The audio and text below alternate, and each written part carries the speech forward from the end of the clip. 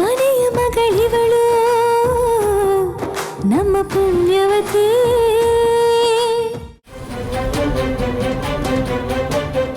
ಮಾತೆತ್ತಿದ್ರೆ ಸ್ವಾಭಿಮಾನ ಸ್ವಾಭಿಮಾನ ಅಂತಿರಲ್ಲ.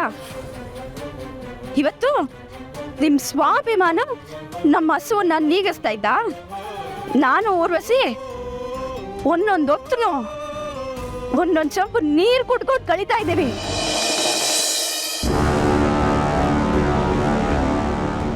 ಅಮ್ಮಾಜಿ, ಪದ್ಮಿನಿ ನಂದನ್ ಮಧ್ಯೆ ಏನೋ ಇದೆ ಅಂತ ಅಲ್ಲ, ಆದರೆ ಪದ್ಮಿನಿ ಮನೆಗೆ ಬಂದಾಗ್ಲಿಂದ ಖುಷಿಯಾದಾಗಲಿ ಲವಲವಿಕೆಯಿಂದಾಗಲಿ ಇಲ್ಲವೇ ಇಲ್ಲ. ಅವತ್ತು ನಂದನ್ ಹೊರಗಡೆ ಹೋಗೋಣ ಬಾ ಅಂತ ಕರೆದಾಗ ಅವಳಿಗೆ ಹೋಗೋದ್ರಲ್ಲಿ ಆಸಕ್ತಿನೇ ಇಲ್ಲ. ಏನೋ ನಂದನ್ ಕರೆದಿದ್ದಾನಲ್ಲ ಅಂತ ತುಂಬ ಬಲವಂತವಾಗಿ ರೆಡಿಯಾಗಿ ಹೋದ್ಲು. ಅಮ್ಮಾಜಿ, ನಂದನು ಅಷ್ಟೇ ನನ್ನ ಎಲ್ಲರ ಎದುರುಗಡೆ ತುಂಬ ತಮಾಷೆಯಾಗಿ ಖುಷಿಯಾಗಿರ್ತಾನೆ. ಆದರೆ ಅವನ ಮನಸ್ಸಲ್ಲಿ ಏನೋ ಒಂದು ಸಮಸ್ಯೆ ಕಾಡ್ತಿದೆ ಅಂತ ನನಗೆ ಅನಿಸ್ತಾ ಇದೆ. ಪದ್ಮಿನಿ ಯಾವಾಗಲೂ ಏನೋ ಒಂದು ಆತಂಕ ಗಲಿಬಿಲಿಲೇ ಇರ್ತಾಳೆ. ಯಾಕೆ ಅಂತ ಗೊತ್ತಿಲ್ಲ. ಇವರಿಬ್ಬರ ಮಧ್ಯೆ ಏನೋ ಒಂದು ಅಂತರ ಇದೆ ಅಮ್ಮಾಜಿ. ಹಾಗಂತ ನಿಮಗೆ ಅನಿಸ್ತಲ್ವಾ? ಖಂಡಿತ ಅನಿಸಿದೆ ಜಯಂತಿ. ಪದ್ಮಿನಿ ಬೇರೆ ಏನೋ ಯೋಚನೆ ಇರೋದನ್ನ, ಏನೋ ಎಲ್ಲ ಕಳ್ಕೊಂಡ್ಬಿಟ್ಟಿದ್ದೀನಿ ಅನ್ನೋ ಹಾಗೆ ಕಳವಳ ಪಡೋದನ್ನ ನಾನು ಗಮನಿಸಿದ್ದೀನಿ. ನನ್ನನ್ನು ಕೂಡ ಅವರು ಯಾವುದೋ ಒಂದು ನೋವನ್ನು ಅನುಭವಿಸ್ತಾ ಇರೋದನ್ನ ನಾನು ಗಮನಕ್ಕೆ ಬಂದಿದೆ. ಹಾಗಾದರೆ ನೀವು ಯಾಕಮ್ಮಜ್ಜಿ ಏನೂ ಕೇಳಿಲ್ಲ? ಪ್ರಶ್ನೆ ಮಾಡ್ಬೋದಾಗಿತ್ತಲ್ವಾ? ನಾನೇನಾದರೂ ಮಾತಾಡಿದ್ರೆ ಅಧಿಕ ಪ್ರಸಂಗತನ ಅನಿಸುತ್ತೆ.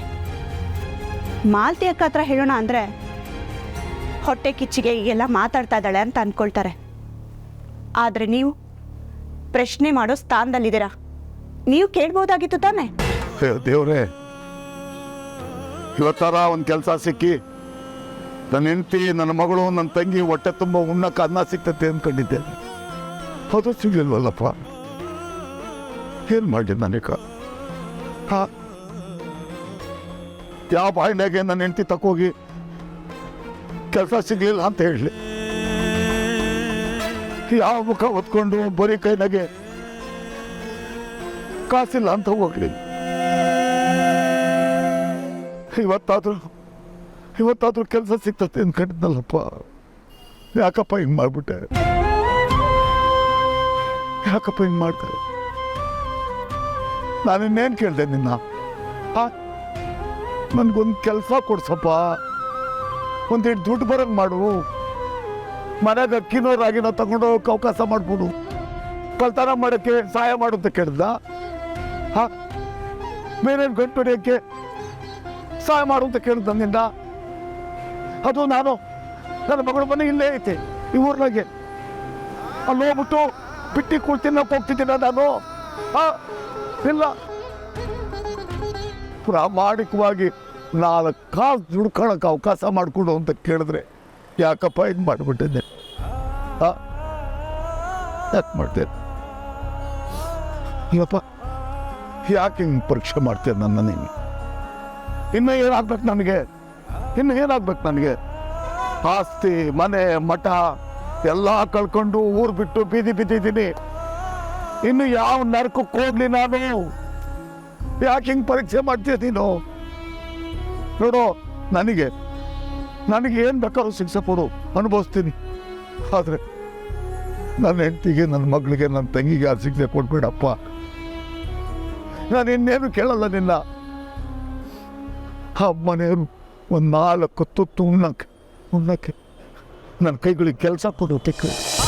ಪ್ರಶ್ನೆ ಮಾಡಲಿಲ್ಲ ಅಂದರೆ ನಾನು ಅದರ ಕಡೆ ಗಮನ ಕೊಟ್ಟಿಲ್ಲ.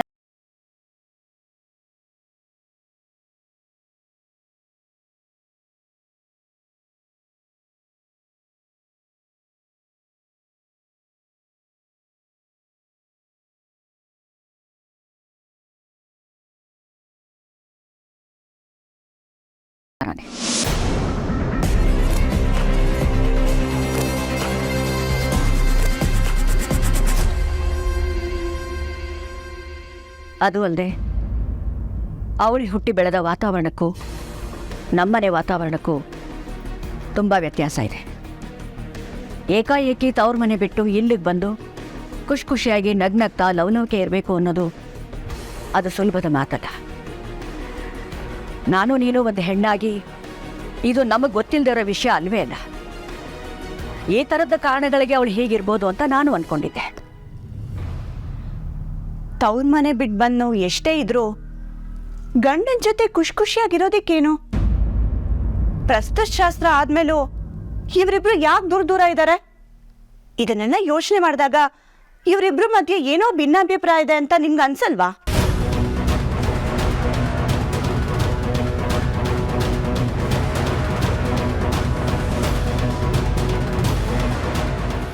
ಖಂಡಿತ ಇದು ಯೋಚನೆ ಮಾಡಬೇಕಾದ ವಿಚಾರನೇ ಜಯಂತಿ.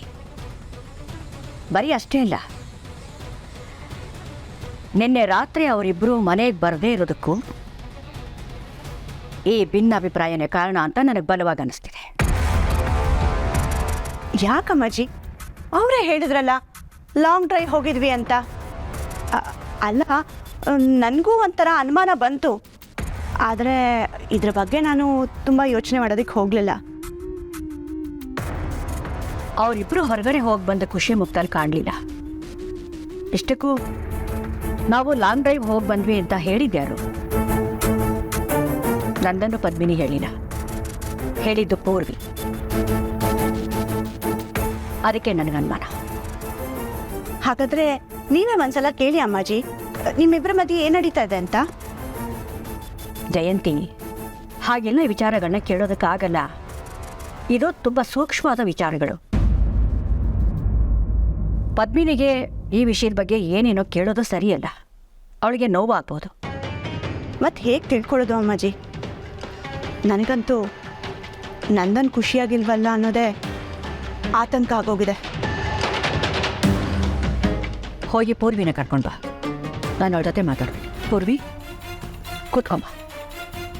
ಪರವಾಗಿಲ್ಲ ಅಮ್ಮಾಜಿ, ಏನು ವಿಷಯ? ನಿಜ ಹೇಳಬೇಕು ಅಂದರೆ ಈ ವಿಷಯನ ನಾನು ಪದ್ಮಿನಿ ಹತ್ರ ಮಾತಾಡಬೇಕಿತ್ತು. ಅವಳು ಮೊದಲೇ ತುಂಬ ಮೃದು ಸ್ವಭಾವದವಳು, ಸೂಕ್ಷ್ಮ. ಅದಕ್ಕೆ ನಾನು ನಿನ್ನನ್ನು ಕರೆದು ಮಾತಾಡ್ತಾ ಇದ್ದೀನಿ. ಅಯ್ಯಯ್ಯೋ, ಇವ್ರು ಅದೇನು ಕೇಳಬೇಕು ಅಂತಿದ್ದಾರೆ? ನಿಜ ಹೇಳು ಪೂರ್ವಿ, ನಿಮ್ಮ ಅಕ್ಕನಿಗೆ ಈ ಮನೆಯಲ್ಲಿ ಏನಾದರೂ ಬೇಜಾರಿದೆಯಾ? ಬೇಜಾರು ಅಂದರೆ? ಅದೇ ನನ್ನ ಬಗ್ಗೆ, ಈ ಮನೆ ಬಗ್ಗೆ, ಅಥವಾ ನಂದನ್ ಬಗ್ಗೆ ಏನಾದರೂ ಬೇಜಾರಿದೆಯಾ? ಆ ಥರ ಎಲ್ಲ ಏನೂ ಇಲ್ಲ ಅಮ್ಮಾಜಿ. ಯಾಕೆ ಹಾಗೆ ಕೇಳ್ತಾ ಇದ್ದೀರಾ? ಬೆಳಗ್ಗೆ ಅವರಿಬ್ಬರು ಮನೆಗೆ ಬಂದಾಗ ಅವರೆಲ್ಲೋ ರಾತ್ರಿ ಸುತ್ತಾಡಕ್ಕೆ ಹೋಗಿದ್ದು ಅಂತ ಹೇಳಿದ್ದು ನೀನೇ. ಆದರೆ ಅದು ಸುಳ್ಳು ಅಂತ ನನಗೆ ಚೆನ್ನಾಗಿ ಗೊತ್ತಿದೆ.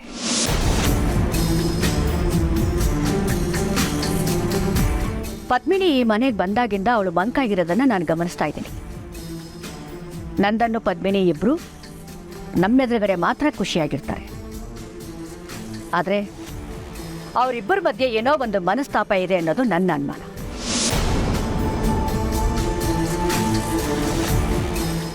ಹೇಳು ಪೂರ್ವಿ, ಇದ್ರ ಬಗ್ಗೆ ನಿನಗೆ ಚೆನ್ನಾಗಿ ಗೊತ್ತಿರುತ್ತೆ. ಪದ್ಮಿನಿ ಯಾಕೆ ಖುಷಿಯಾಗಿಲ್ಲ? ಇಬ್ಬರನ್ನೊಬ್ರು ಹೇಳಿ, ನಾನು ತಾಳಿ ಕಟ್ಟಿದ್ದು ಯಾರಿಗೆ? ನೀವು ನಾನು ಅಂತ ಅನ್ಕೊಂಡು ತಾಳಿ ಕಟ್ಟಿದ್ದು ಪೂರ್ವಿಗೆ.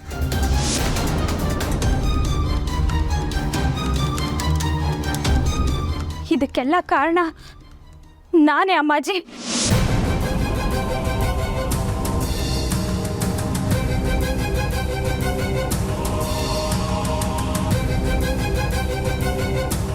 ಹೌದು, ನಾನೇ ಕಾರಣ. ಅಕ್ಕ ಈ ಮನೆಗೆ ಬಂದಾಗಿಂದ ಖುಷಿಯಾಗಿಲ್ಲ. ಅಕ್ಕ ಮತ್ತೆ ನಂದನವ್ರ ಮಧ್ಯೆ ಆತ್ಮೀಯತೆ ಅನ್ನೋದೇ ಇಲ್ಲ. ಯಾಕಂದ್ರೆ ಅಕ್ಕ ನಂದನವ್ರನ್ನ ಮದುವೆನೇ ಆಗಿಲ್ಲ.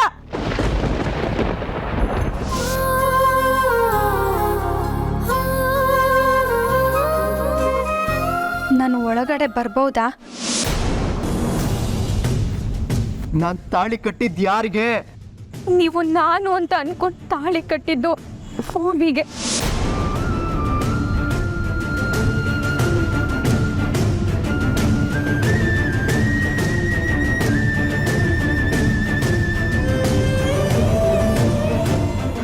ನನಗೆ ಗೊತ್ತು ನಿಮಗೆ ತುಂಬ ಕೋಪ ಇದೆ ಅಂತ.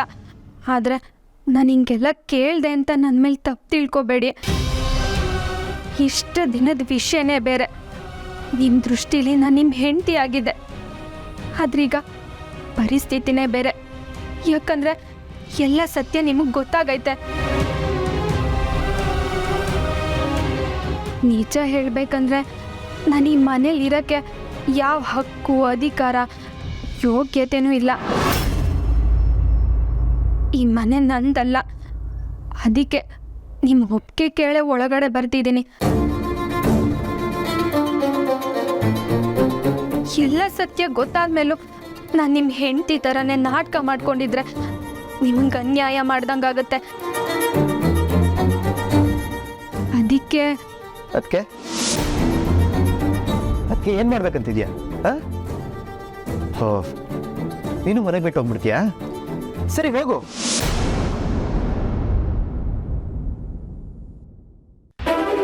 ಹೌದು ಅಮ್ಮಾಜಿ, ಇವತ್ತು ಎಲ್ಲ ಸತ್ಯ ಎಲ್ರಿಗೂ ಗೊತ್ತಾಗೋಗ್ಲಿ. ಈ ಭಿನ್ನಾಭಿಪ್ರಾಯ, ಈ ಮನಸ್ತಾಪ ಎಲ್ಲ ಸಾಕು. ನಾನು ಎಲ್ಲ ನಿಜ ಹೇಳ್ಬಿಡ್ತೀನಿ. ಆವತ್ತು ಮದುವೆ ದಿನ ಗೂಂಗಟ್ಟು ಹಾಕೊಂಡು ಮಂಟಪಕ್ಕೆ ಬಂದಿದ್ದು ನಾನು. ಅಕ್ಕನ ಕುತ್ತಿಗೆಲಿರೋದು ನಕಲಿ ತಾಳಿ.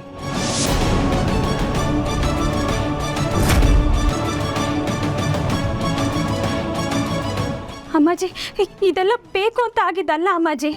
ನನಗಿದೆಲ್ಲ ಇಷ್ಟನೂ ಇಲ್ಲ. ನಾನು ಈ ಮನೆ ಸೊಸೆನೂ ಅಲ್ಲ. ನನಗಿದ್ರಿಂದ ಮುಕ್ತಿ ಬೇಕು ಅಮ್ಮಾಜಿ. ನೋಡಿ, ದಯವಿಟ್ಟು ಈಗಲೇ ನನ್ನ ಕುತ್ತಿಗೆಲಿರೋ ಈ ತಾಳಿನ ತೆಗೆಸಿ ನಂದನ್ನವ್ರ ಕೈಯಿಂದ ಅಕ್ಕನ ಕುತ್ತಿಗೆಗೆ ನೀವೇ ಹಾಕಿಸ್ಬಿಡಿ ಅಮ್ಮಾಜಿ. ಆಗ ನಾನು ಈ ಮನೆಯಿಂದ ಹೊಂಟೋಯ್ತೀನಿ. ಪ್ಲೀಸ್ ಅಮ್ಮಾಜಿ.